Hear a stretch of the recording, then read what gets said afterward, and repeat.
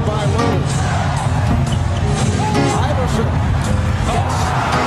How about that? And steps over to Ron Lou. So, I couldn't help myself. I did it again. I geeked out for a professional basketball league that does not need me nor know that I exist.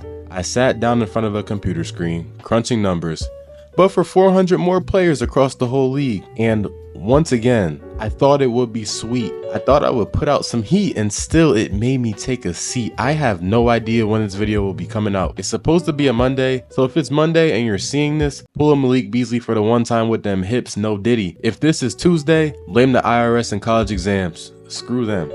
Actually, they don't love me like that, but I hope y'all do. If y'all love me, love basketball, have brown eyes, have blue eyes, have eyes in general, are living, breathing, thinking, or existing, like the video and subscribe. If you're not any of those things, feel free to click off, I guess, but you might want to call a doctor. Call me just Drewww Einstein out here making the NBA stat based one day at a time. This always starts out of curiosity though, especially this year with the MVP race coming down to the wire. Is it Jokic? Is it SGA? Or is it Giannis, who everyone treats like he doesn't exist anymore because he's having a 2018 LeBron run and it's ridiculous that nobody cares? But I guess that's what happens when you have NBA analysts like Charles Barkley and Shaq, who are generational players but generationally lack ball knowledge. But in that thought about the MVP race, another thought comes to mind.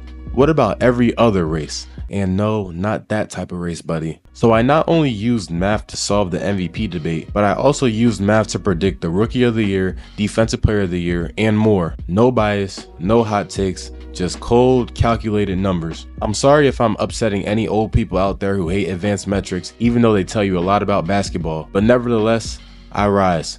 We continue to push forward. My red eyes from staring at a screen for a few days straight are a medal of honor. Now let's hope my professors don't think I celebrated 420 instead of Resurrection Day. But without further ado, let's get this John started. So before we get into the actual awards and honors, I'll give a rundown of how I used math to predict these major awards. If you haven't seen my video using math to solve the GOAT debate, check that out first to get another understanding of the formula. But I weighed individual stats, advanced metrics against the average of each to come to these conclusions. For example, the average points per game in the 2024 to 2025 NBA season was 8.9.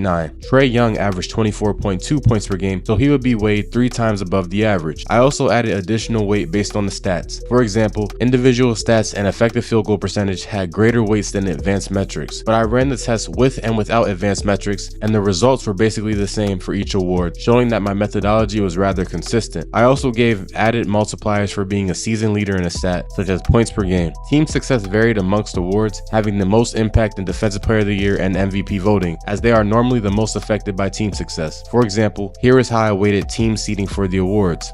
As you see, the highest multiplier occurred for higher seeds, while lower seeds were heavily penalized. This made sure that players like Domantas Sabonis, who had an exceptional statistical year, didn't finish top 3 in things like MVP voting, as you cannot be an MVP if you're not in the playoffs. For the defensive awards, however, I used team defensive rating as a measure instead of seeding, as defensive rating holds more weight in defensive discussions than seeding does. So this large process of averaging, weighing, and multiplying numbers led to various spreadsheets of data that resulted in much misery, pain, and sleep loss.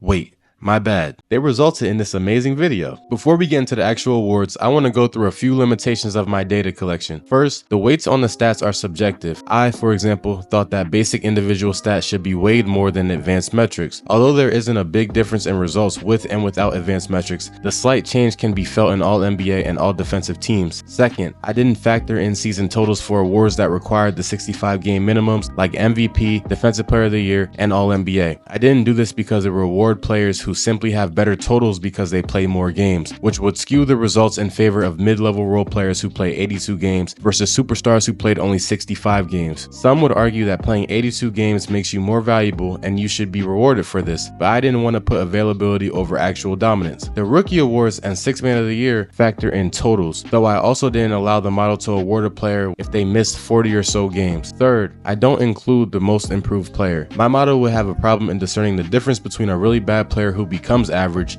and an average player who becomes great, as the overall growth of the player who becomes great may be less than the player who becomes average. This will result in some personal dissonance, as I think a player who becomes a superstar is more improved than a bad player who becomes average, so I didn't want to leave this model up to extreme bias. Fourth, the model doesn't account for the eye test, which many people value. The results of the model are not my opinion, but the goal is to remove that bias the eye test presents. Lastly, my weights on team success were generous. If you feel that the 1 seed should have a higher multiplier than a 2 seed, that would play a role. But as always, if you have any further questions about my methodology, feel free to ask in the comments and I'll break everything down. Also, keep in mind that all NBA, all defensive, and all rookie teams are all positionless. Now, let's get into these awards. The All-Rookie second team is made up of Jonathan Mobo, Alex Sarr, Adam Bona, Matas Buzelis, and Jalen Wells. The All-Rookie first team is made up of Donovan Clingan, Zach Edey, Khalil Ware, Yves Misi, and Kyle Filipowski. For the most part, I agree with the players on the list, though I throw in Bub Carrington or Stephon Castle somewhere. For the Rookie of the Year finalists, finishing third with 86.4 points, we have Khalil Ware, who was followed by Zach Edey at second with 95.1 points. That makes your 2025 Rookie of the Year with 99.1 points, Donovan Clingan.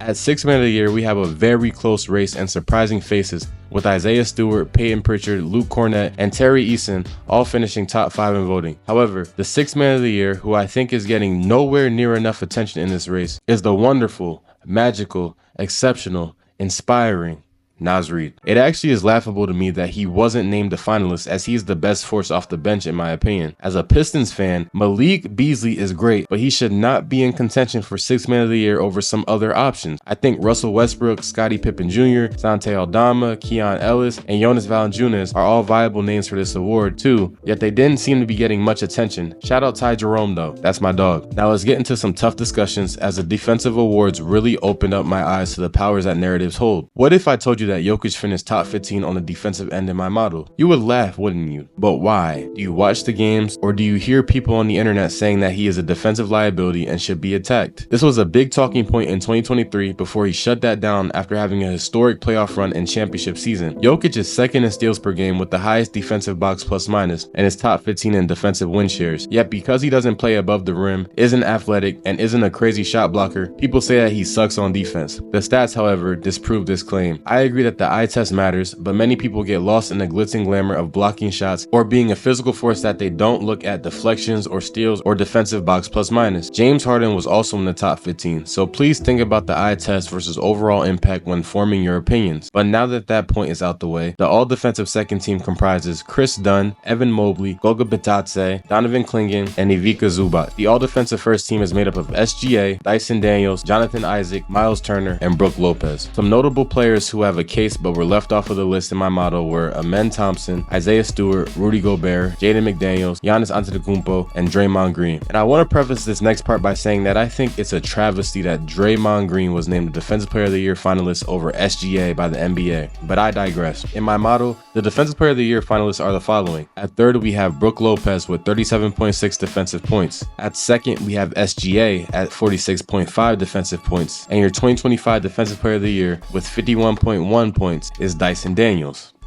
Before we get into the all-NBA teams, I want to remind you that it is positionless now. I know there are mixed feelings on that, but my model follows this rule, as well as the 65-game rule as stated previously. But starting with the all-NBA third team, Josh Hart, Jalen Williams, Rudy Gobert, Jalen Duren, and Karl Anthony Towns are all named. For the all-NBA second team, we have Amen Thompson, Jason Tatum, Ivica Zubac, Alperen Sengun, and Domantas Sabonis. Now the obvious surprises on these two lists are Josh Hart and Amen Thompson, but if you look at their stats and overall productivity in comparison to the other NBA players, they honestly should be in talks of making all-NBA teams. While I disagree with them making the all-NBA team over some other names, the stats suggest that they impact winning more than some of the other names that I will go through after the first team. For first team all-NBA, we have Shai Gilgeous-Alexander, Giannis Antetokounmpo, Evan Mobley, Jared Allen, and Nikola Jokic. Some snubs include Tyrese Halliburton, LeBron James, Derek White, James Harden, Donovan Mitchell, Jalen Brunson, Anthony Edwards, and Steph Curry. However, outside of Derek White, what is the common denominator that makes the players I just mentioned snubs? Well, it's that they are high volume scorers and the best scorers on their respective teams. We overlook their obvious flaws, like Curry, Brunson, and Bron being well below average on the defensive end this year, or the other names not having the best advanced stats. While I would personally replace names like Zubac, Amen Thompson, and Josh Hart with some of these snubs, I will take into account that this model looks to remove the bias that makes me want to put those names on the list. Now,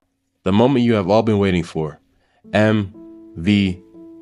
Who is the most valuable player? It is obvious who the finalists are. Giannis, Jokic, and SGA. Even my model knows that it doesn't take a brain to understand this. But who is more valuable? Is it the Greek Freak, who is quietly having one of his greatest seasons, yet is getting minimal attention for it? Is it the Joker, who is redefining what it means to be a center in basketball? Is it SGA, who is showing scoring prowess at the guard resembling that of Michael Jordan and James Harden? According to my model, the clear-cut MVP, winning by over 30 points, is Nikola Jokic. So if this MVP race is so clear-cut statistically, why is the race so close? I think it's because the phrase most valuable has been put into question over the past decade. For so long, it was the best player on the best team. Then people like LeBron came along, showing that maybe the MVP is more than just that. Maybe the MVP should just be the best player, most valuable player. Nothing to do with the team. But what do you think? Is it Giannis, who is putting the Bucks on his back? Should it be Shea, who is the best player on one of the greatest teams in NBA history and is the primary reason for that? Is it Jokic, who averaged a triple-double as a center, setting historic records throughout the season while making a below-average Lottery Nuggets team into a top 4 seed? Regardless of your answer, what matters most is that we care enough to talk about it, because clearly this matters to us.